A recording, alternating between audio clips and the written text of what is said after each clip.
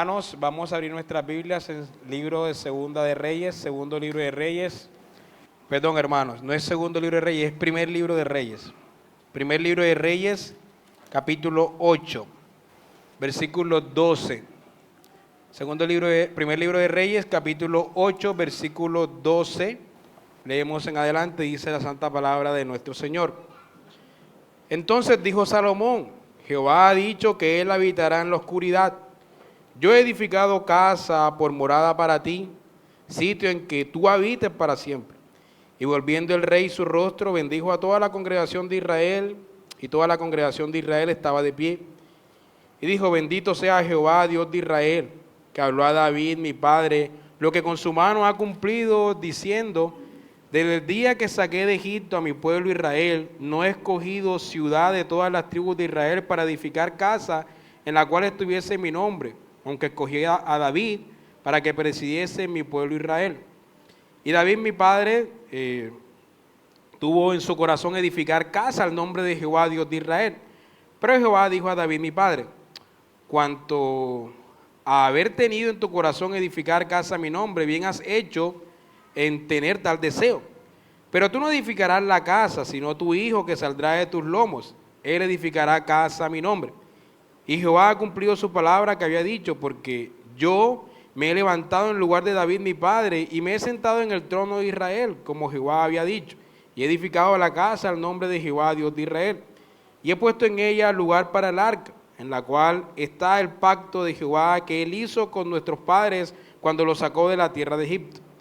Luego se puso Salomón delante del altar de Jehová, en presencia de toda la congregación de Israel, y extendiendo sus manos al cielo, dijo: Jehová, Dios de Israel, no hay Dios como tú, ni arriba en los cielos, ni abajo en la tierra, que guardas el pacto y la misericordia a tus hijos, los que andan delante de ti con todo su corazón, que has cumplido a tu siervo David, mi padre, lo que le prometiste, lo que dijiste con tu boca y con tu mano lo has cumplido, como sucede en este día. Ahora pues, Jehová, Dios de Israel, cumple a tu siervo David, mi padre, lo que le prometiste, diciendo: no te faltará varón delante de mí, que se siente en el trono de Israel, con tal que tus hijos guarden mi camino y anden delante de mí, como tú has andado delante de mí. Ahora pues, oh Jehová, Dios de Israel, cúmplase la palabra que dijiste a tu siervo David, mi padre. Pero, ¿es verdad que Dios morará sobre la tierra? Y aquí los cielos de los cielos no te pueden contener, cuánto menos esta casa que yo he edificado. Con todo, tú atenderás a la oración de tu siervo y a su plegaria, oh Jehová, Dios mío, oyendo el clamor y la oración que tu siervo hace hoy delante de ti. Que ten tus ojos abiertos de noche y de día sobre esta casa, sobre este lugar del cual has dicho: mi nombre estará allí. Y que oiga la oración que tu siervo haga en este lugar. Oye pues la oración de tu siervo y de tu pueblo Israel, cuando oren en ese lugar. También tú la oirás en el lugar de tu morada en los cielos. Escucha y perdona. Si alguno pecare contra su prójimo y le tomaren juramento haciendo jurar, y viniere el juramento delante de tu altar en esta casa, tú oirás desde el cielo y actuarás, y juzgarás a tus siervos, condenando al impío y haciendo recaer su proceder sobre la cabeza, y justificando al justo para darle conforme a su justicia. Si tu pueblo Israel fuere derrotado delante de sus enemigos por haber pecado contra ti, y se volvieren a ti y confesaren tu nombre, y oraren y te rogaren y suplicaren en esta casa, tú irás en los cielos y perdonarás el pecado de tu pueblo Israel, y los volverás a la tierra que diste a sus padres. Si el cielo se cerrare y no lloviere por haber ellos pecado contra ti, y te rogaren en este lugar y confesaren tu nombre, y se volvieren del pecado cuando los afligiste, cuando los afligieres, tú oirás en los cielos y perdonarás el pecado de tus siervos y de tu pueblo Israel, enseñándoles el buen camino en que anden, y darás lluvia sobre tu tierra, la cual diste a tu pueblo por heredad. Si en la tierra hubiere hambre, pestilencia, tizoncillo, añulo, langosta o pulgón, si sus enemigos los sitiaren en la tierra en donde habiten, cualquier plaga o enfermedad que sea, toda oración y toda súplica que hiciere cualquier hombre o todo tu pueblo Israel, cuando cualquiera sintiere la plaga en su corazón y extendiere sus manos a esta casa, tú oirás en los cielos, en lugar de tu morada, y perdonarás y actuarás y darás a cada uno conforme a sus caminos, cuyo corazón tú conoces, porque solo tú conoces el corazón de todos los hijos de los hombres, para que te teman todos los días que vivan sobre la faz de la tierra que tú diste a nuestros padres.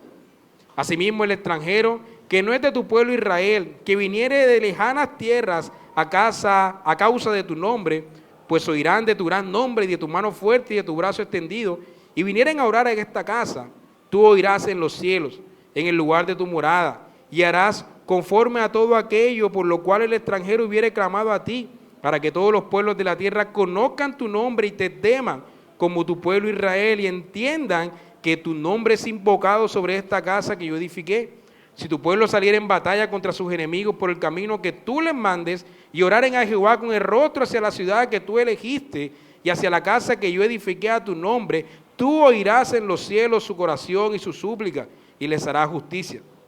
Si pecaren contra ti, porque no hay hombre que no peque, y estuvieres airado contra ellos, y los entregues delante del enemigo para que los cautive y lleve a la tierra enemiga, sea lejos o cerca, y ellos volvieren en sí en la tierra donde fueren cautivos, si se convirtieren y oraren a ti en la tierra de los que los cautivaron y dijeren, pecamos, hemos hecho lo malo, hemos cometido impiedad, y si se convirtieren a ti de todo su corazón y de toda su alma en la tierra de sus enemigos que los hubieran llevado cautivos, y oraren a ti con el rostro hacia su tierra que tú diste a su padre, y hacia la ciudad que tú elegiste y a la casa que yo edificaba a tu nombre, tú oirás en los cielos, en el lugar de tu morada, su oración y su súplica, y le harás justicias, y perdonarás a tu pueblo que había pecado contra ti, y todas sus infracciones con que se hayan rebelado contra ti, y harás que tengan de ellos misericordia a los que los hubieren llevado cautivos, porque ellos son tu pueblo y tu heredad, el cual tú sacaste de Egipto, de medio del horno de hierro.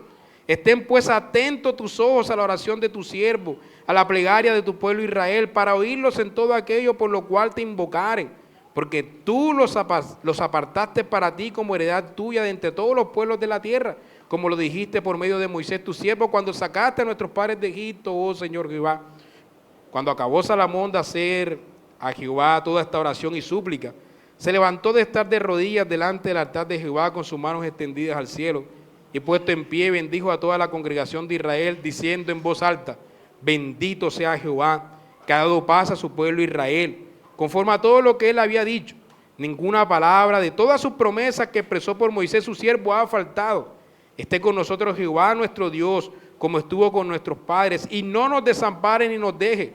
Incline nuestro corazón hacia Él, para que andemos en todos sus caminos y guardemos sus mandamientos y sus estatutos y sus decretos, los cuales mandó a nuestros padres. Y estas, mis palabras con las que he orado delante de Jehová, estén cerca de Jehová nuestro Dios de día y de noche, para que Él proteja la causa de su siervo y de su pueblo Israel, cada cosa en su tiempo, a fin de que todos los pueblos de la tierra sepan que Jehová es Dios y que no hay otro. Sea pues perfecto vuestro corazón para con Jehová nuestro Dios, andando en sus estatutos y guardando sus mandamientos como en el día de hoy. Amén. Gracias, Señor, por tu palabra, por esta preciosa porción de las Escrituras, Señor, que tú has inspirado y que tú has preservado hasta nuestros días. Y te pedimos, Señor, que el mismo Espíritu que inspiró esta porción nos ilumine en esta mañana y hable a nuestras vidas. Lo pedimos en el nombre de tu Hijo. Amén. Bueno, mis hermanos, vamos a retomar la serie Las Crónicas de Dios y su Pueblo, que había sido pausada hace unos 6 meses más o menos. Y vamos a iniciar la tercera parte de esta serie. La primera parte vimos que se enfocó de los personajes que vivieron en la época primitiva, por así decirlo, desde Adán hasta Job. Y la segunda parte de la serie se enfocó en el establecimiento de Israel como nación, desde Moisés hasta el clímax, hasta la mejor época de esa nación, que fue en la época de David y en la época de Salomón también, pero desde Salomón en adelante, aunque en Salomón está la mejor época junto a David, desde Salomón en adelante comienza el declive, la decadencia de la nación de Israel. Así que esta tercera parte se va a enfocar en los personajes que vivieron en esa época, es decir, en la época de decadencia de Israel, y esta tercera parte va a llegar hasta el exilio, hasta los días de Jeremías, ¿sí? Entonces vamos a estudiar a diferentes personajes que vivieron en esta época. Y en el día de hoy estamos retomando la serie, estamos iniciando esta tercera parte. Vamos a estudiar a la figura de Salomón. Y vamos a tener, hermanos, paciencia con nuestros niños. Ellos son miembros del pacto también y tienen que estar en medio de nosotros escuchando el sermón. Y nosotros podemos orar a Dios para que les ayude a ellos, pero también para que nos ayude a nosotros a estar concentrados. Bueno,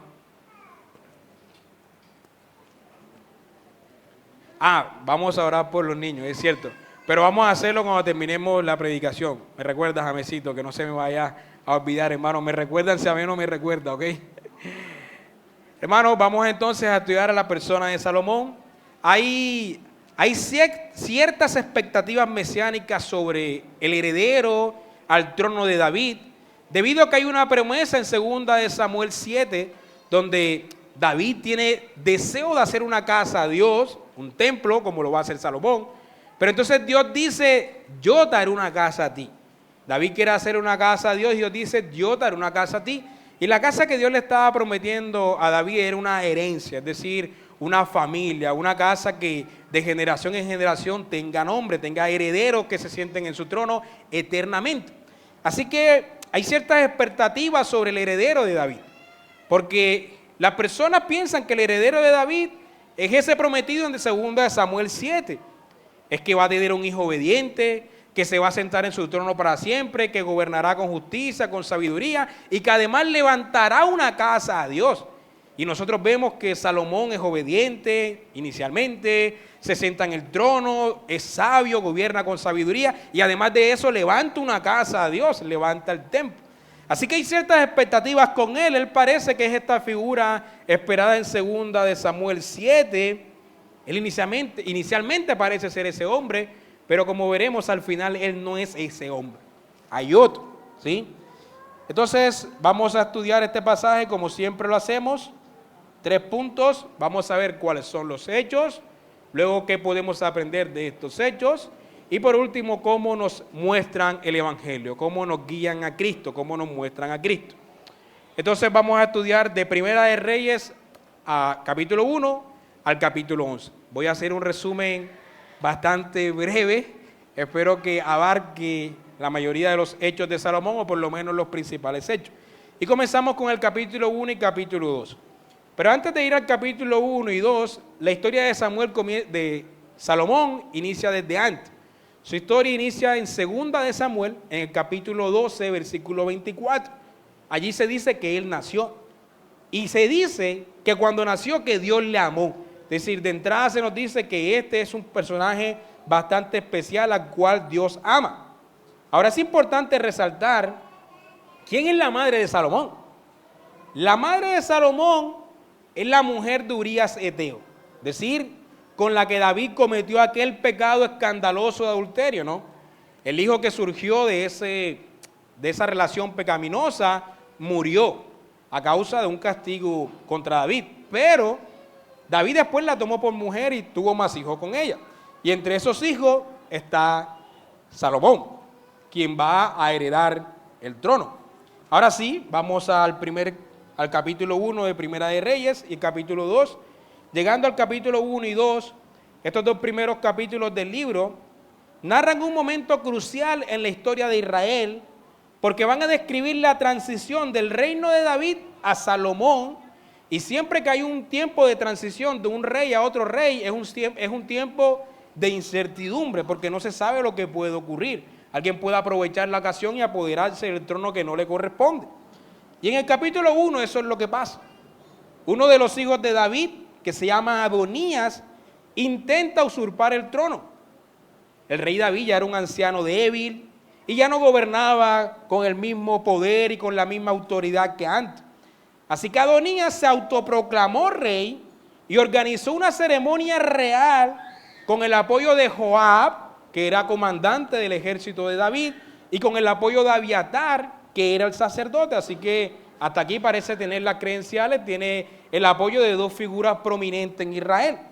Pero Natán, el profeta, el mismo que amonestó a David por su pecado, y Betsabé, que es la que era mujer de Urías Eteo, que ahora es mujer de David, es la madre de Salomón, ellos fueron hacia donde David, estuvieron en su presencia y le informaron de la situación con Adonías. Y Betsabé y Natán le recordaron a David su promesa. David había prometido anteriormente que Salomón sería rey. Así que ellos le pidieron al rey David que cumpliera con aquella promesa que había hecho. Entonces David ordenó que Salomón fuese ungido y proclamado rey inmediatamente. David también ordenó que Sadoc, quien era un sacerdote, Natán el profeta y Benaía, que era un jefe militar, lideraran esa ceremonia. Y entonces el capítulo termina narrando que cuando Adonías y sus seguidores oyeron que Salomón había sido ungido rey, entraron en pánico. Y Adonías entonces buscó refugio en el altar del tabernáculo, rogando por su vida, y entonces Salomón le perdonó la vida a su hermano, pero le advirtió que debía comportarse con lealtad. Y en el capítulo 2 vemos que David, antes de morir, aconsejó a Salomón a ser fuerte y a obedecer a Dios. También le pidió mantener la fidelidad al pacto para asegurar la prosperidad del reino. Y además, él les dio, en ese momento a Salomón, les dio unas instrucciones bastante específicas sobre cómo tratar con ciertos personajes como Joab, quien era un comandante del ejército de David. Joab debía morir porque Joab había antes matado a 2 oficiales de David. Dio unas instrucciones sobre un hombre llamado Barzillai, que había ayudado a David cuando huía de Absalón, y David le dice, mira, recompensa a este hombre. Y dio unas instrucciones sobre un hombre llamado Simei, que este hombre inicialmente había sido enemigo de David y lo había maldecido, pero luego cuando David huía de Absalón, su hijo, él le ayudó. Así que David le va a decir, mira, perdona su vida, pero ten cuidado de ese hombre. Y luego de estas instrucciones, David muere inmediatamente tras un reinado de 40 años y entonces es enterrado en Jerusalén. Entonces Salomón comienza a ejecutar los consejos de su padre y esto implica consolidar su reino. Primero, él ejecuta a Adonías, porque Salomón le había perdonado la vida, pero este hombre pide a la que era la última mujer de David, la que cuidaba a David ya en su vejez, él la pide como mujer para sí, y Salomón interpreta que esto es una amenaza política, que este hombre en realidad quiere usurpar el trono. Así que Salomón ejecuta a este hombre y luego destituye a Abiatar, quien era el sacerdote que ayudó a Adonías en su rebelión, y este sacerdote también era de la línea de Elí. Así que aquí se está cumpliendo esa profecía contra la casa de Elí, aquí se termina de cumplir.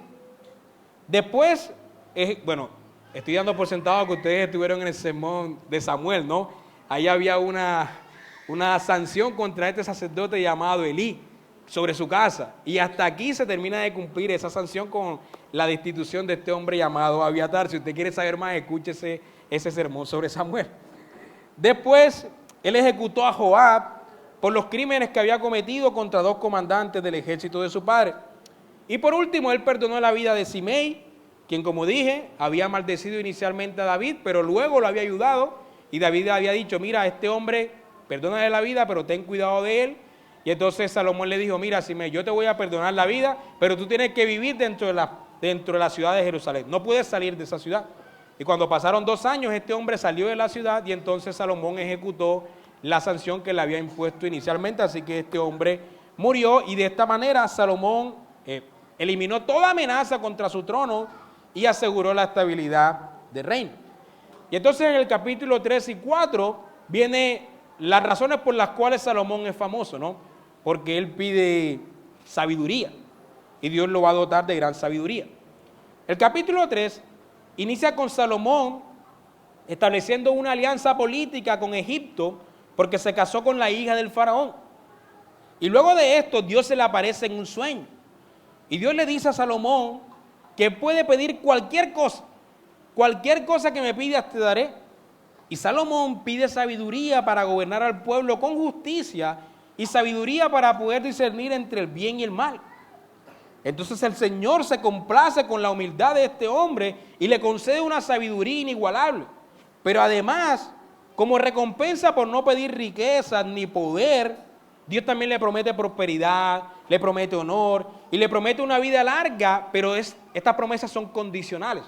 Dice, si es obediente, promesas condicionales. Si eres obediente, te daré esto.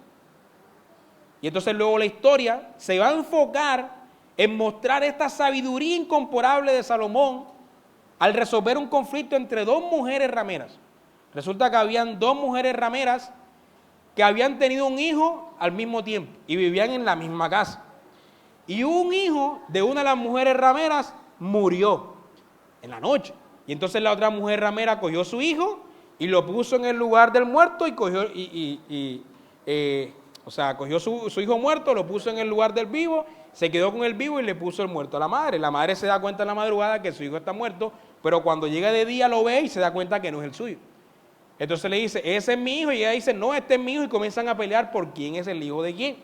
Y entonces van ante Salomón, y Salomón escucha la petición, y Salomón dice, ok, vamos a resolver esto de manera simple, traigan una espada y vamos a cortar a este niño por la mitad, una mitad se le va a dar a cada uno. Y entonces la madre del hijo respondió y dijo, no, que ese niño se le dé a ella, entonces, no quiero que lo mate. Y la otra madre respondió, sí, que se parta por la mitad, porque ni para ella ni para mí. Entonces en ese momento Salomón supo de quién era la madre del hijo, ¿cierto? Aquella que había pedido porque el niño viviera. Y eso corrió por toda Jerusalén, esa sabiduría de Salomón, y ganó fama de que era un hombre bastante sabio. Y entonces el capítulo 4 detalla la sabiduría de Salomón para gobernar. Y los énfasis van a estar en su sabiduría de aquí en adelante. El capítulo muestra primero a los altos funcionarios que él escogió para ayudarle en su gobierno. Segundo, muestra la organización del reino, que ni siquiera David tuvo esta organización. Él divide el reino en dos administraciones y cada una de las administraciones es responsable de proveer alimento durante un mes. Y de esta manera el reino funciona de una manera adecuada. Después se menciona la cantidad de caballos y carros que él poseía, y entonces se muestra que tenía un poder militar y una riqueza bastante increíble.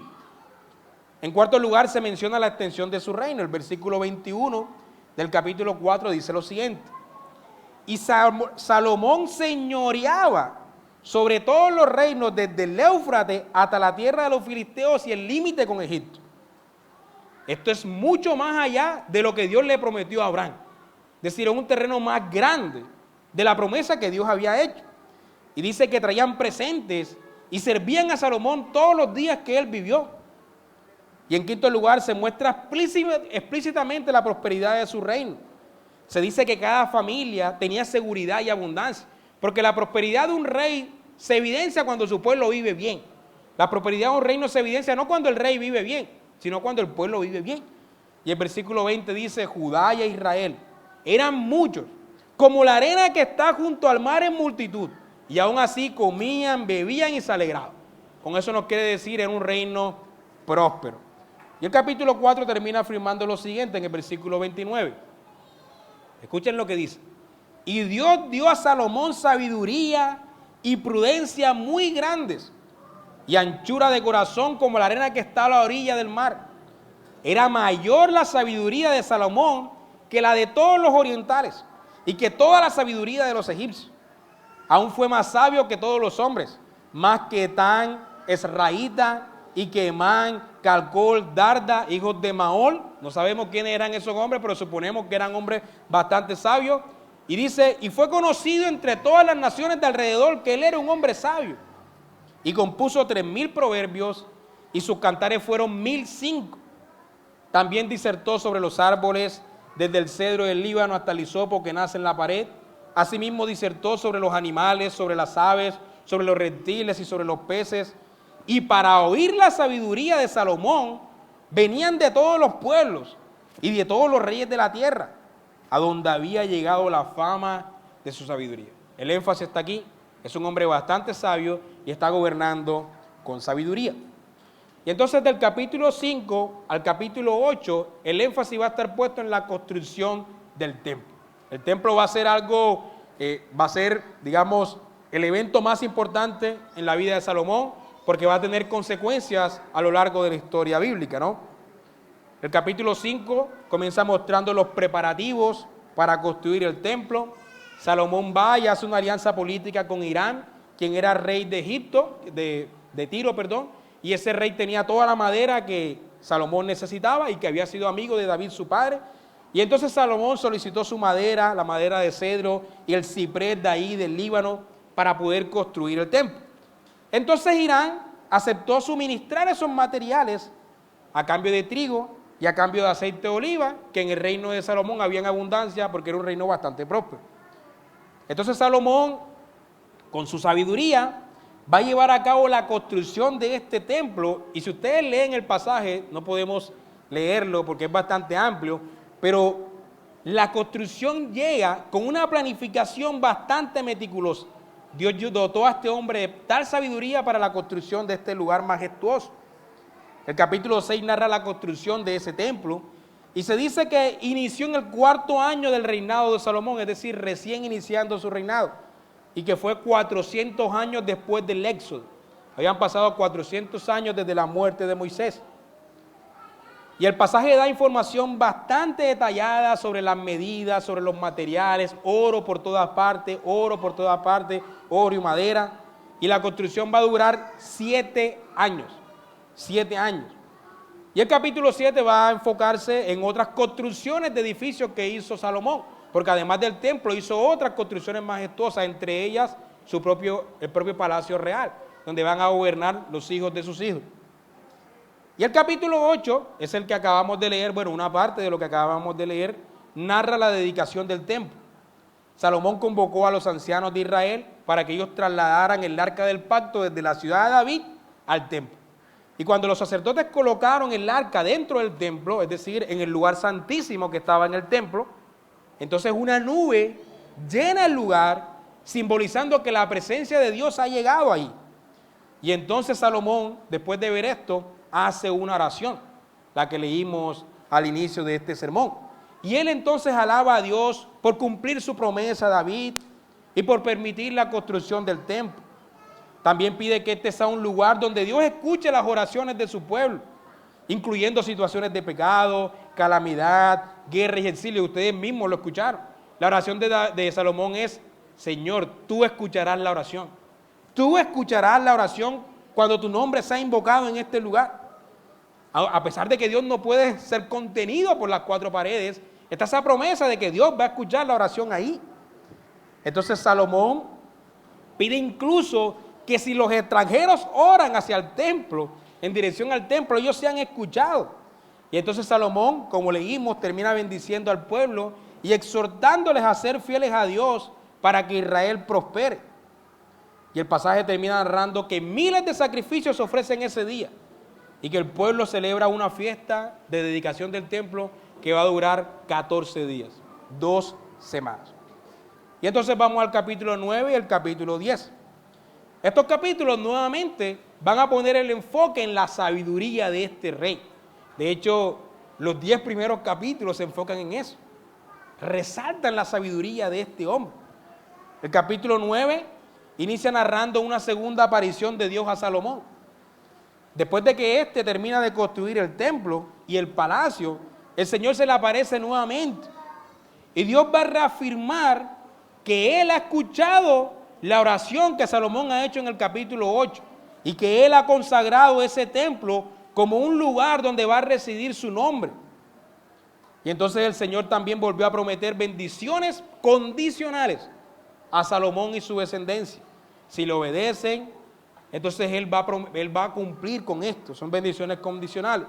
Pero también advierte que la desobediencia va a traer juicio, incluyendo la destrucción del templo, y va a traer el exilio. Luego, el capítulo termina narrando las obras de Salomón. Se dice que realizó numerosas obras de infraestructura, incluyendo la construcción de fortalezas, almacenes, ciudades militares, mejoró Jerusalén y mejoró otras regiones. También se menciona que él organizó una flota de barcos que traían oro, que enriquecían al reino. Y todo es riqueza, sabiduría, el poder de Salomón. Y el capítulo 10 narra la visita de la reina de Sabá. Conocemos la historia, ¿no? El Señor Jesucristo la menciona en el Nuevo Testamento. Esta reina estaba intrigada por la fama de Salomón. Y entonces viajó a Jerusalén para comprobar su sabiduría con preguntas difíciles. Y este respondió a todas sus preguntas y le mostró la grandeza de su reino. Y entonces la reina impresionada, alaba a Salomón y reconoce su sabiduría y reconoce que su sabiduría y su riqueza superaban lo que ella había escuchado. Miren lo que dice el versículo 6 del capítulo 10. Ella dijo: verdad es lo que oí en mi tierra de tus cosas y de tu sabiduría, pero yo no lo creía hasta que he venido y mis ojos han visto que ni aún se me dijo la mitad. Es mayor tu sabiduría y bien que la fama que yo había oído. Y como muestra de su admiración, ella le va a entregar una gran cantidad de oro, de especias y de piedras preciosas. Y luego el capítulo termina colocando el énfasis nuevamente en la sabiduría, el poder y la riqueza de Salomón. Se dice que acumulaba enormes riquezas, incluyendo oros y tributos de otras naciones. Se menciona que construyó un trono magnífico de marfil, recubierto de oro, que importó caballos y carros de Egipto, que consolidó el comercio internacional y que aumentó la influencia de Israel. Cuando uno estudia, y esto es un paréntesis, cuando uno estudia esa época del Antiguo Testamento, nos damos cuenta que el reino de Egipto era débil, el reino de Asiria era débil, el reino de Babilonia era débil, es decir, todo alrededor, todo lo que sabemos de los reinos alrededor de Israel, en esa época eran débiles, porque en esa época el dominio era de Israel, es decir, Israel era el imperio, por así decirlo, que gobernaba sobre toda esa región, el reino más poderoso y más glorioso. Y entonces el pasaje termina narrando la sabiduría, la riqueza y el esplendor de Salomón, que atrajo a gobernantes de todo el mundo, quienes buscaban su consejo y le traían tributos anuales. Miren lo que dice el versículo 23 del capítulo 10. Dice: así excedía el rey Salomón a todos los reyes de la tierra en riqueza y en sabiduría. Como les decía, no había otro reino tan poderoso en esa época. El reino de Egipto ya había decaído y el reino de Babilonia apenas iba a crecer, después el reino de Asiria, después el reino de Persa, después el reino, Asiria primero que Babilonia, después de Persa, después el griego y después el romano. Pero antes era el reino de Salomón. Toda la tierra procuraba ver la cara de Salomón, dice, para oír la sabiduría que Dios había puesto en su corazón. Y todos le llevaban cada año sus presentes, alhajas de oro y de plata, vestidos, armas, especias aromáticas, caballos y mulos. Y así termina el capítulo 10 y nos introducimos al último capítulo de su historia, que es la caída y la muerte de Salomón. Es increíble estos 10 capítulos, ¿no? Pero viene la parte triste de la historia. El capítulo 11 termina narrando su caída. Hasta aquí, hasta el capítulo 10, parecía que este hombre cumplía con las expectativas mesiánicas, ¿cierto? Gobernaba con sabiduría, gobernaba con riqueza, su reino era próspero, era un hombre íntegro, ejercía justicia, había paz. Parece que él es, pero este capítulo va a derrumbar todo su testimonio. Este capítulo es el inicio, no es solamente la caída de Salomón, es el inicio de la caída de la nación, es el inicio de la decadencia de la nación, que después de la muerte de Salomón se va a dividir el reino en dos y que va a terminar con el exilio de ambos reinos, el reino de Israel a mano de los asirios y el reino de Babilonia, de Judá a mano de los babilonios. Resulta que Salomón va a tomar por esposa a muchas mujeres extranjeras. Se dice que eran mujeres moabitas, amonitas, edomitas, sidonias e hititas.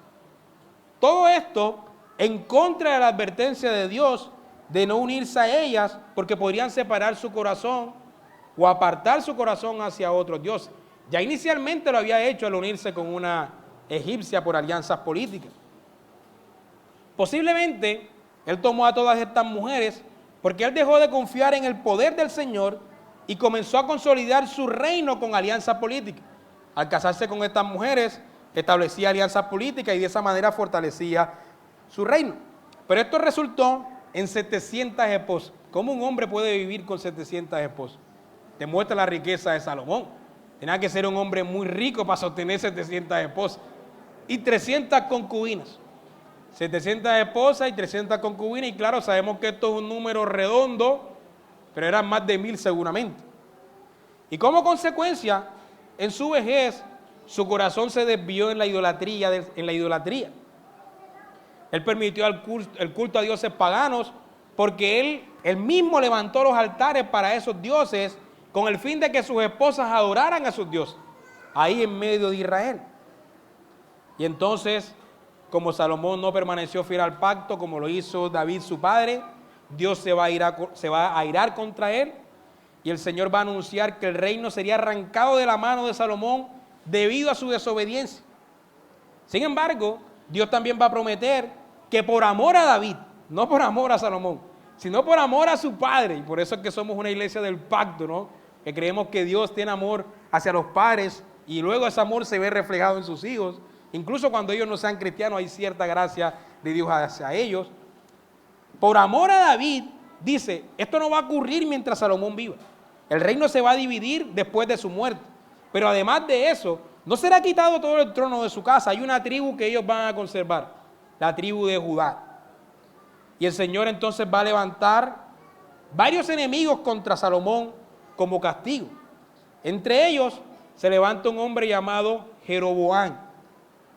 Y este va a ser un oficial del ejército que se va a rebelar contra Salomón, y que a través de un profeta llamado Ahías, Dios le va a prometer 10 tribus para gobernar. El reino se va a dividir en dos, van a quedar 10 tribus en poder de Jeroboam y una tribu, Judá, en poder de Roboam, aunque la tribu de Benjamín se va a unir a la tribu de Judá, así que Roboam va a quedar gobernando la tribu de Judá y la tribu de Benjamín. Y por último, el pasaje termina mostrando la muerte de Salomón, y se dice que él reinó en Jerusalén por 40 años. Y al morir, su hijo Roboam va a heredar el trono. Hermanos, esos son los hechos del pasaje. Así un resumen bastante rápido porque es bastante amplio, pero creo que es lo suficientemente abarcador. Ahora, ¿qué podemos aprender de esto? Hermanos, podemos aprender 4 cosas que he seleccionado, muy breves cada una. Pero 4 puntos podemos aprender en esta mañana. Primero, hermanos, necesitamos sabiduría y dependencia de Dios, dependencia en Dios, para administrar lo que Él nos ha dado. Salomón pidió sabiduría y fue bendecido con una capacidad única para gobernar y para discernir. Él encontró que la sabiduría era el atributo más importante que necesitaba un hombre para administrar lo que Dios le había dado. Y esto nos enseña a buscar y a depender de la sabiduría divina en lugar de nuestra propia comprensión en todo cuanto hacemos. Buscar la sabiduría de Dios en todo cuanto hacemos en lugar de nuestra propia comprensión, en lugar de nuestra propia sabiduría. Así que en nuestro diario vivir, hermanos, debemos buscar a Dios en oración y buscar en su palabra el conocimiento para discernir y para poder tomar decisiones sabias. La escritura y la oración, hermanos, deben ser nuestra fuente para encontrar la sabiduría necesaria para nuestra vida. Como dice Santiago, capítulo 1, versículo 5, si alguno de vosotros tiene falta de sabiduría, ¿qué debe hacer? Pídala a Dios y le será dada. No debemos creernos sabios en nuestra propia opinión. Necesitamos la sabiduría que viene del Señor para administrar lo que Él nos ha dado, para administrar nuestra familia. No creas que eres lo suficientemente sabio en ti mismo para ser padre, para ser esposo. Necesitas la sabiduría divina para ser padre. Necesitas la sabiduría divina para ser esposo, para educar a tus hijos, para pastorear a tu esposa. Necesitas la sabiduría divina para liderar en la iglesia. Necesitamos que oren por los pastores de esta iglesia para que Dios les dé sabiduría para administrar la iglesia en la sabiduría de Él y no en la nuestra. Necesitamos la sabiduría de Dios para nuestros negocios, para nuestras casas. La escritura y la oración, hermanos, no deben ser nuestras últimas opciones, como hacemos normalmente. Cuando ya no queda otro camino, entonces ahí sí vamos a la oración y vamos a la escritura. Cuando ya la embarramos, entonces ahora sí vamos a buscar lo que Dios dice, ¿no? No, hermanos. La sabiduría divina, buscar la sabiduría de lo alto, debe ser lo primero que hagamos en todo cuanto hacemos. En la educación de tus hijos, cuando vas a cambiarte de ciudad o de barrio, busca la sabiduría divina. Cuando vas a invertir en un negocio, cuando vas a adquirir incluso una deuda, busca sabiduría divina, hermano. Después, como dice la canción, vienen los ay, ay, ay, ¿cierto? Busca la sabiduría divina en todo cuanto hagas. Segundo, debemos dedicar a Dios todo cuanto hacemos para su gloria y para su corona. Hermano, la arquitectura y el material en que fue hecho el templo, es cierto que revelan una gran riqueza, pero también nos muestran el deseo de Salomón de dar lo mejor al Señor, ¿cierto? Y de que su nombre fuese glorificado en la majestuosidad de ese lugar. Salomón pudo haber construido un templo con menos lujos, pero él quería que lo mejor fuera para Dios. Aunque Dios no mora en casas hechas de mano, como el mismo Salomón dice en su oración, y aunque la iglesia son las personas, eso no impidió procurar construir un lugar lo mejor que se pudiera para adorar a Dios. Hermanos, Salomón primero edificó la casa del Señor y luego edificó la suya. Es decir, lo mejor fue a parar al templo y luego lo que quedó fue a parar a su propia casa. El primer Salomón, porque luego tenemos un segundo Salomón, o el joven Salomón, no el viejo Salomón, el joven Salomón, el joven Salomón no daba las obras al Señor. Él daba lo mejor. Él daba lo mejor. Y como cristianos, hermanos, debemos buscar que el nombre de nuestro Señor siempre sea conocido como santo. Que Él siempre sea glorificado en todo lo que hacemos. Que las personas vean nuestras obras, como dice Mateo capítulo 5, y glorifiquen al Padre que está en los cielos. Esto no es otra cosa que lo que dice Mateo capítulo 6, que buscar el reino de Dios primeramente.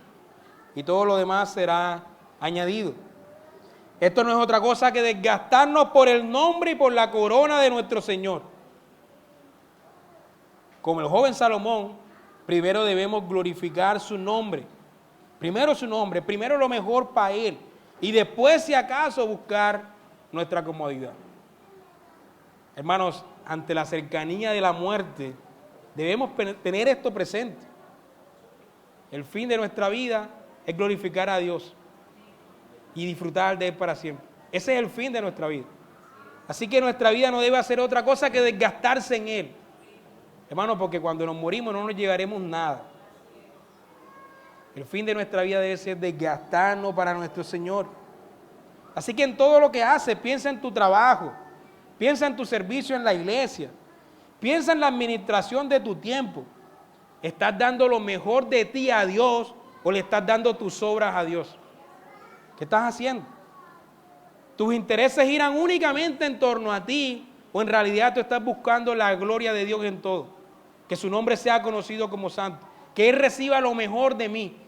Lo mejor que tenemos nosotros no es oro como tenía Salomón, ¿cierto? Pero tenemos otros dones. Y lo mejor de esos dones deben ser dados a la corona de nuestro Dios. Como le dijo Pedro después a un hombre, no tengo oro ni plata, pero lo que tengo te doy. Eso es lo que debemos hacer con nuestro Señor. Hermano, lo que tú tienes, ponlo al servicio del Señor, lo mejor que tienes. No le des a Dios tus obras. El Señor pide lo mejor de ti. En tercer lugar, hermanos, debemos meditar en el hecho de que Dios quiere morar con su pueblo. Y esto es increíble. Hermano, el templo nos recuerda esta verdad. El Dios que no puede ser contenido por los cielos, dice Salomón, ni por los cielos de los cielos. El creador de las millones de galaxias, hermanos, se complace en morar con su pueblo del pacto. Aunque Él no puede ser contenido por las cuatro paredes de un templo, Él usó esta arquitectura en el centro de Jerusalén para mostrar que Él se complace en morar en el centro de su pueblo. No necesitaba eso para que la gente supiera que Él moraba en el centro. Pero como nos gusta ver, el Señor imprimió ese templo ahí en el centro para que ellos supieran que Dios moraba con ellos. Él quiere ser el centro de nuestra comunidad. Él quiere ser el centro de nuestra oración porque Él se deleita en morar con sus criaturas del pacto. Él se deleita en morar con nosotros pecadores. Él se deleita en nuestra oración dominical, en nuestras reuniones entre semanas. Cada vez que su nombre es invocado, Él se deleita cuando su pueblo le invoca. Él se deleita en que su nombre sea invocado entre nosotros. Recuerda esto, hermano, cuando te congregues todos los domingos, no solamente hoy. Recuerda cuando te congregues. No estás simplemente en un ritual. No estás simplemente en una ceremonia cantando. Estás en comunión con Él. Estás en comunión con Él y con su pueblo. Y Él está en medio de esta congregación. Él se complace en morar con nosotros. Además, el Dios Todopoderoso, que lo sabe todo, nos recuerda con este edificio que Él escucha nuestras oraciones y obra para nuestro bien. Toda la oración de Salomón se enfoca en eso. Dios escucha las oraciones. El templo está ahí para que recordemos que Él escucha nuestras oraciones. Es difícil para nosotros confiar en esta verdad. Y tal vez la infraestructura majestuosa de este templo buscaba imprimir esa confianza en aquellos que oraban dentro de sus atrios. Cuando entraban y veían esa majestuosidad, no podían caer otra cosa que decir, aquí está Dios y Dios escucha la oración.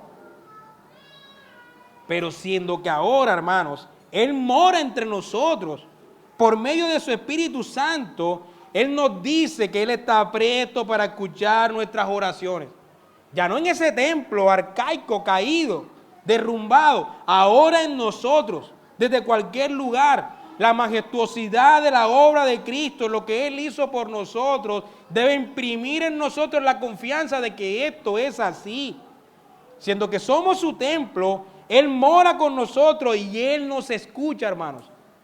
Recuerda esto en tus aflicciones. Recuerda esto en tus enfermedades. Recuerda esto en tus escasez. Recuerda esto en tus luchas mentales. Dios mora contigo. Porque el Espíritu Santo vive en ti. El templo nos recuerda también que el Dios Santo y el Dios justo está presto para perdonar y para ejercer misericordia. Al estar en medio del pueblo de ese templo, Dios predicaba lo siguiente: vengan para recibir perdón, vengan que quiero ejercer misericordia, vengan y vean. Y esto mismo nos predica hoy, hermanos: vengan y vean que estoy presto para perdonar y para entender sus miserias, para ponerme en sus miserias, lo cual es la misericordia. Recuerda esto cuando el enemigo te susurre que no hay perdón para ti. Es mentira. Dios te dice, en este templo nos recordaba y nos recuerda hoy que Él está presto para perdonarte. Él está presto para ejercer misericordia. Y este edificio además nos recuerda que Dios es fiel a su pacto. Él cumple sus promesas a David y a nosotros. Cumplió lo prometido a David y cumplió la promesa del pacto que era: ellos serán mi pueblo y yo seré su Dios. Él nos dice eso hoy. Ustedes son su pueblo y Él es su Dios.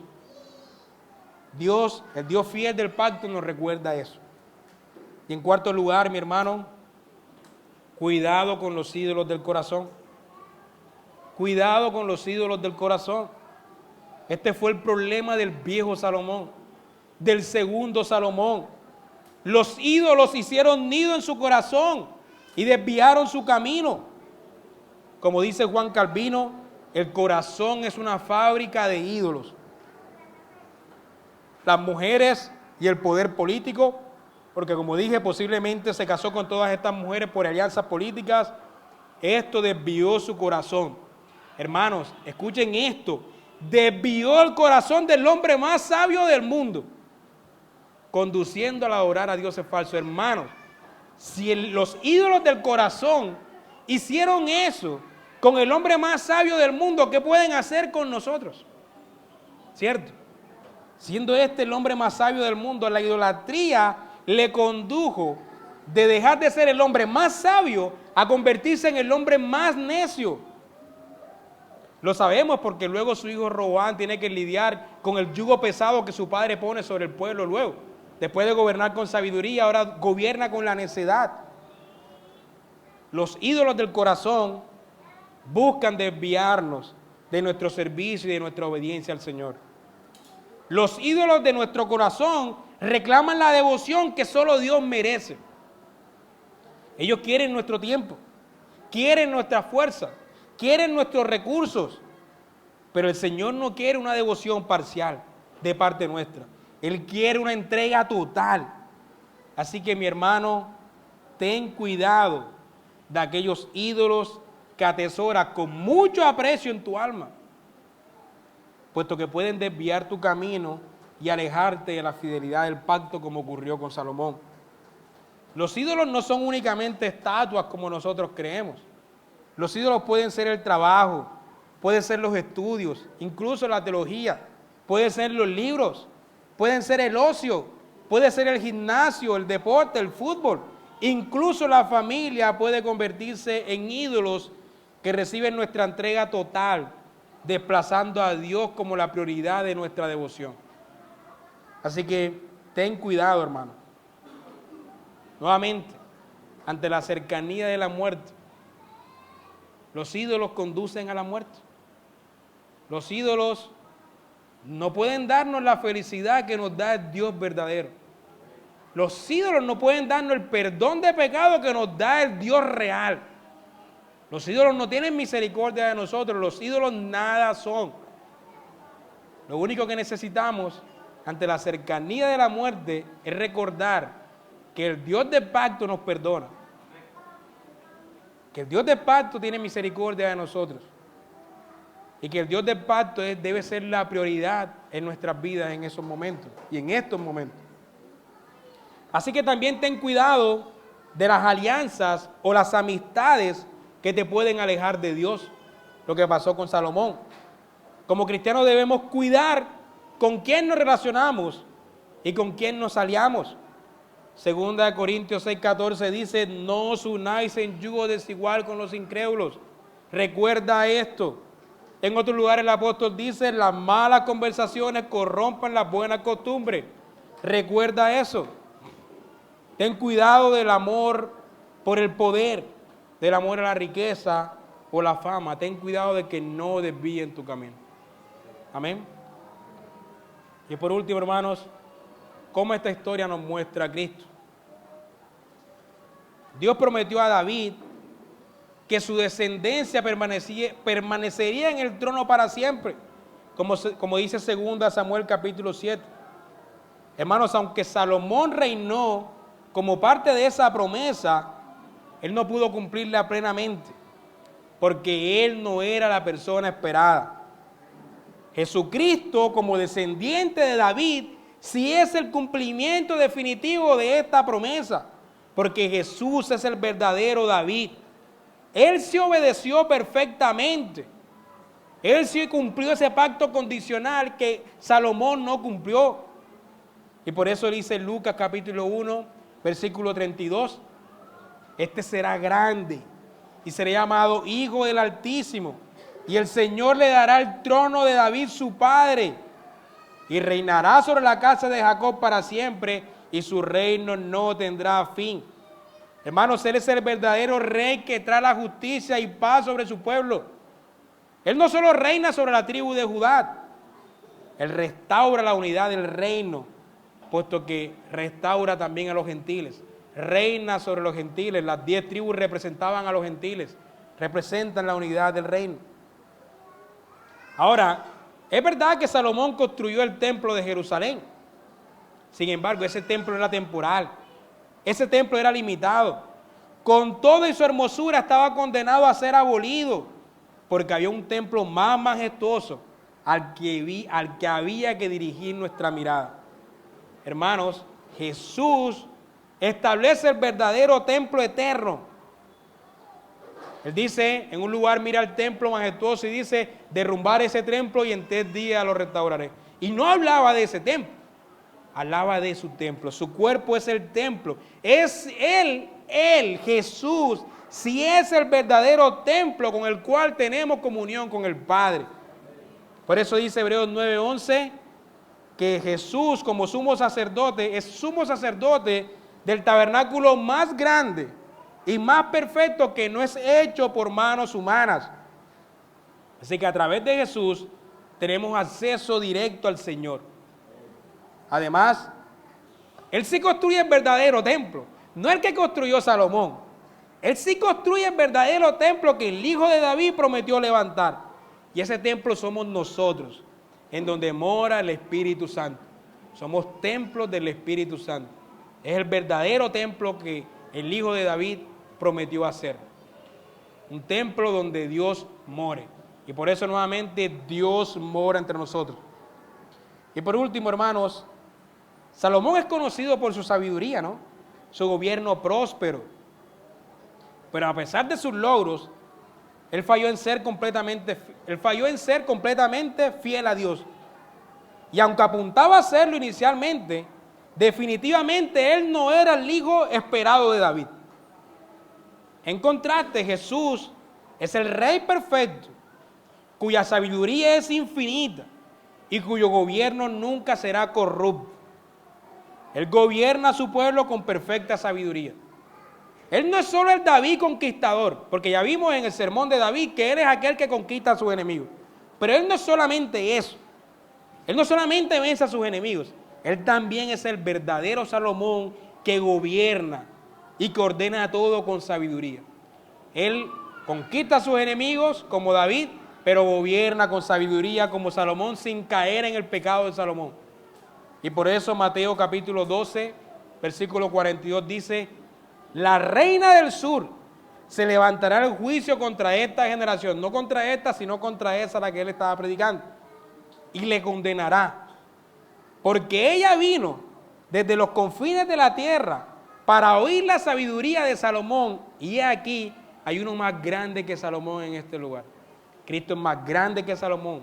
Él no es solamente sabio, no es solamente más sabio que Salomón, o no solamente más sabio que nosotros.